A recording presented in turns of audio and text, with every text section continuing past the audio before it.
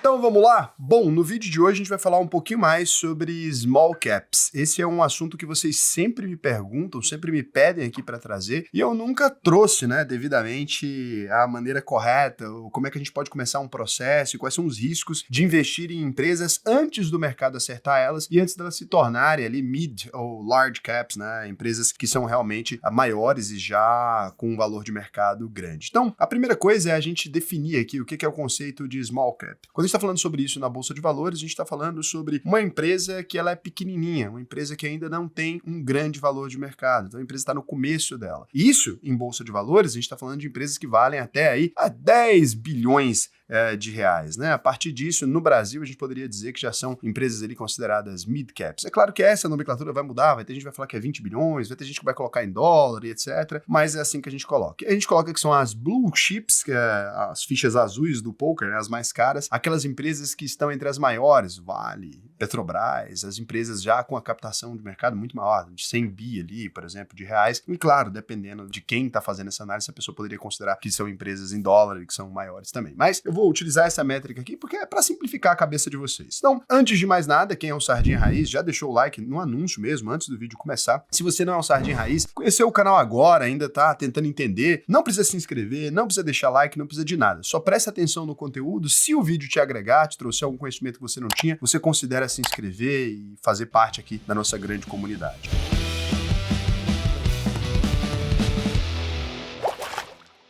A primeira questão que a gente precisa entender quando a gente está falando de small caps é que no mundo inteiro, normalmente, as empresas small caps ali, elas são empresas ultra endividadas, na maioria dos casos. São empresas que captaram dinheiro no mercado e estão investindo numa estratégia de crescimento e, por isso, são empresas consideradas muito mais arriscadas. No Brasil, não necessariamente essa premissa é verdadeira. Por que esse fato não se concretiza aqui? O acesso a crédito no Brasil, muitas vezes, é ultra complicado. Então, as empresas não conseguem captar muito recurso ali, elas não conseguem realmente se endividar além de um controle ali se forem empresas menores. Então, o difícil acesso a crédito faz as small caps brasileiras, as boas, serem muitas vezes empresas de menor risco. Outra coisa é que lá fora a gente também associa muito o mercado de small caps a empresas de tecnologia e etc. Uma coisa que também não acontece sempre no Brasil. No Brasil a gente tem small caps aqui de setores muito diferentões, Um país comoditizado, a gente tem small cap até do setor de mineração, a gente tem small cap do setor de carne, a gente tem small cap de celulose, de agronegócio, então a gente tem uma gama de empresas small caps muito mais interessantes. Outra coisa muito legal, uma característica das small caps também, que aí vai fazer mais sentido, é que essas empresas muitas vezes são administradas pelos próprios donos ou pelos fundadores delas. Aqui a gente tem uma característica muito interessante que a gente pode observar nessas small caps. Então, empresas normalmente que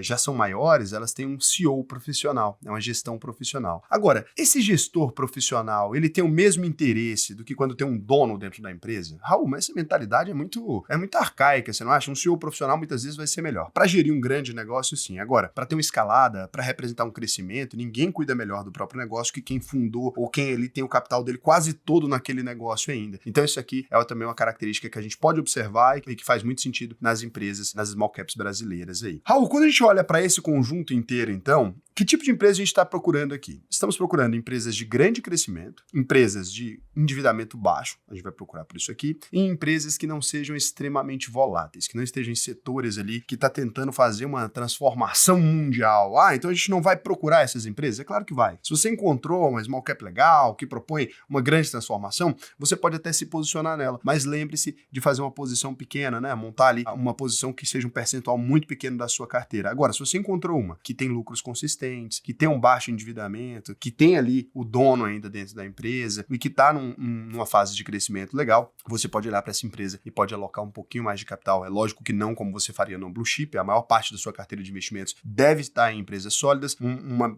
parte menor ali deve estar em empresas de captação média, e aí aquele pedacinho ali você acrescenta essas empresas menores. É bom você definir, Raul, na sua carteira um percentual exato pra você colocar só nessas empresinhas. Com certeza, você definiria, vou limitar no máximo 10% a boas small caps. Lembrando que small caps ela é associada a risco, mas você tem small caps no Brasil. Eu não vou conseguir mostrar todas aqui, a gente tem algumas muito interessantes, mas eu vou mostrar algumas poucas aqui que são muito legais para você ter uma ideia do que a gente está procurando.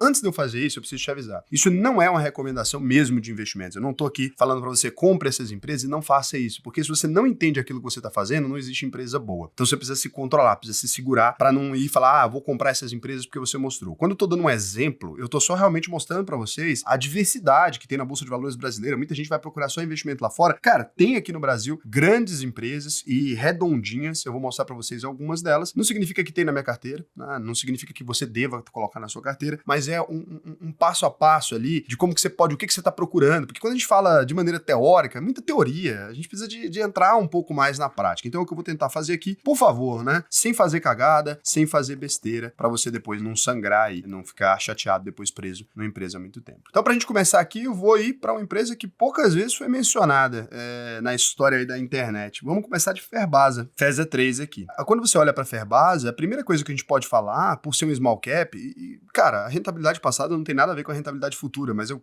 quero mostrar para vocês que não necessariamente o small cap tem que crescer menos que a empresa é grande, né? E não necessariamente também ela vai dar um retorno pior. Se você pega nos últimos 10 anos, por exemplo, Ferbasa, quem colocou R$1.000 lá em 2015, por exemplo, essa pessoa teria hoje R$4.199. E se a gente vai pegar esse mesmo número, né? A gente pode pegar esse número anualizado ali, trabalhando com Vale 3, por exemplo, a gente pegaria um número completamente diferente, olha só. Então, se você tivesse começado nos últimos 10 anos com Vale que é muito maior que a Ferbasa, as duas estão no mesmo setor, a gente está falando de um investimento de 10 anos aí, se você coloca R$1.000, você teria hoje R$3.446. Então, Ferbasa teve um retorno maior do que Vale, mesmo ela sendo bem menor. Como é que isso pode acontecer, você me pergunta? Então, as small caps, as boas small caps, elas têm esse traço, né? Elas apresentam um amplo crescimento e normalmente o mercado reage ao crescimento de lucro, pelo menos no médio e longo prazo, tá? No curto prazo pode acontecer que não, até porque quando tem uma small cap, começa uma crise e as pessoas poderiam retirar o dinheiro. Então a gente tá falando de um período muito específico, com pandemia no meio, e que a Ferbasa ainda foi muito melhor. Curioso, né?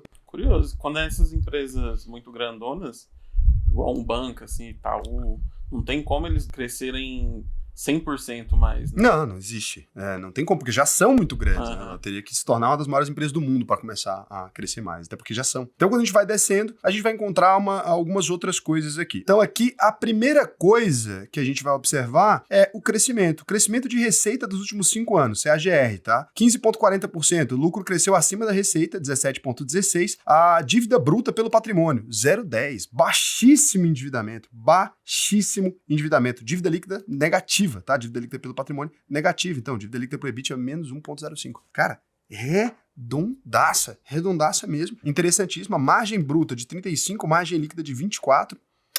PVP de 1,56, barata, cada R$1 de patrimônio está pagando R$1,56, PL de 7,38, se paga rápido. Já comentamos sobre esses indicadores aqui outras vezes, né? Preço pelo lucro e preço pelo valor patrimonial. Então, estão pagando 7,38 anos de lucro a valor presente, né? E quando a gente vai observando mais indicadores, vou trazer aqui para vocês uma coisa já um pouco mais interessante. Então, 2013 até aqui, a empresa nunca registrou prejuízo. 10 anos de lucros extremamente consistentes. Poxa, era difícil dizer que uma empresa que não registra prejuízo, redondinha, baixo nível de endividamento, ela teria um bom desempenho? Não. E ainda é uma empresa de pouquíssima captação. A gente está falando de uma empresa que vale uns 4, 5 bi do ramo de siderurgia. Poxa, às vezes vale a pena você dar uma estudada. Aí você pensa, isso aqui é exceção, Raul. Não vai ter um monte de empresa pequena, redondinha, que está na bolsa para a gente observar e que esteja nesse nível. É claro que não vai existir isso. É aí que você se engana, né? Eu vou pegar aqui outra empresa, aleatoriedade, né? Vai ali, Graziotin. Não é uma empresa maravilhosa, né? Você está olhando aqui uma empresa que já é muito barata pelo setor que ela tá, tem um braço muito forte de indústria têxtil, mas também está vinculado um pouco ao agronegócio, não distribui dividendo, não é igual a Ferbasa, que distribui um dividendo consistente há muitos anos, mas a gente consegue observar alguns indicadores interessantes dela. Então, primeira coisa, a rentabilidade já não foi lá essas maravilhas, observe, né? Com R$1.000 nos últimos 10 anos você teria R$2.632, não necessariamente todo small cap cresce, eu queria trazer isso aqui para vocês, por mais redonda que ela seja, etc. Muitas vezes, se o mercado não anda bem, se o varejo não tá legal, se um monte de coisa não tá legal, o Graziotin não tinha como se desenvolver, então eu peguei de outro setor para mostrar, nem tudo são flores também, você não vai pegar toda a empresa e cresceu e desempenhou, vai continuar crescendo infinito, mesmo que ela esteja redonda. O mercado no curto prazo e até no médio prazo, muitas vezes, ele pode não ser aquela maravilha. Então, quando a gente vai observando, se você observa os indicadores, mesma coisa. Patrimônio, dívida líquida pelo patrimônio negativa, né? Não tem ali. Dívida líquida por EBITDA também negativa, não existe um grande endividamento. Crescimento de receita já bem menor, então isso aqui é uma small cap redonda, mas não está crescendo tão bem. Crescimento de receitas 7,47% CAGR, já não é aquela delícia mais. CAGR de lucro nos últimos 5 anos, 12,41%, interessante. PVP, você já está pagando 58 centavos por cada R$1 de patrimônio, então ela está sendo oferecida de graça, como você poderia dizer no mercado. Por que de graça? Você gastaria mais dinheiro para montar uma empresa do zero, com o mesmo patrimônio que ela tem, com a mesma quantidade de dinheiro, a mesma estrutura, do que você gastaria comprando ela. Se ela fosse uma empresa deficitária, esse número faria sentido, porque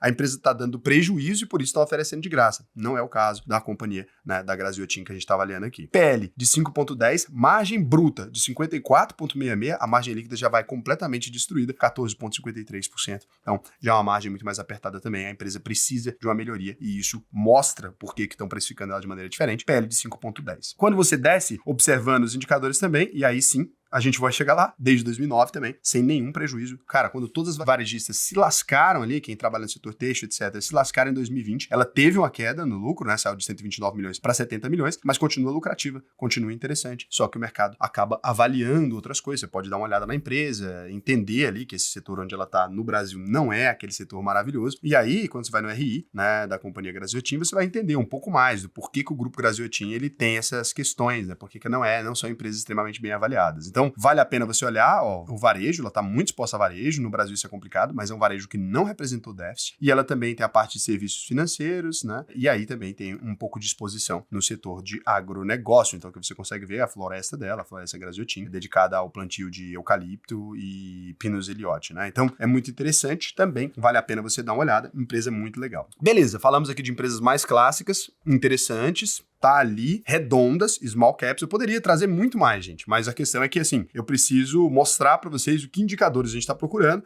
Uma boa, interessantíssima, que desempenhou bem, uma boa, um números ok, etc., que não tá em crescimento com bom desempenho no mercado, 30% de queda, e uma terceira aqui que eu vou mostrar agora, que aí a gente já começa a falar um pouco mais sobre risco, mas já começamos também a trabalhar com um pouco mais de alguns números interessantes para vocês. Então, a gente vai falar aqui de RANI 3. A Irani Papel e Embalagem, vocês sabem que eu sou um grande fã da indústria de celulose, observem só então a RANI 3. Lembrando que a indústria de celulose normalmente tem um endividamento muito grande. Então, RANI 3, Small Cap, concorrente de Suzano e Klabin, cotação R$11,56, valorização dos últimos 12 meses 49,24. Se você tivesse investido, e aqui ela está no pico da euforia, lembra disso? Se você tivesse investido R$1.000 10 anos atrás, hoje você teria R$6.000, novamente mostrando, né, o potencial de crescimento das Small Caps e o potencial de euforia com o Small Cap do mercado também, não se esqueça disso, isso aqui pode se tornar na mão de um investidor que não sabe o que está fazendo uma granada, você pode pegar, alguém puxou o pino da granada e te dá na mão, você vai lá e comprou e ficou segurando ela, então toma cuidado com o que você está fazendo. Para quem entende de ciclo de commodity, sabe o que está acontecendo aqui, se você não entende, não tem as manhas, não entra não, já falei aqui sobre ciclo de commodity, tá? Pode no vídeo, vou deixar aqui em cima para você dar uma estudada depois, mas também,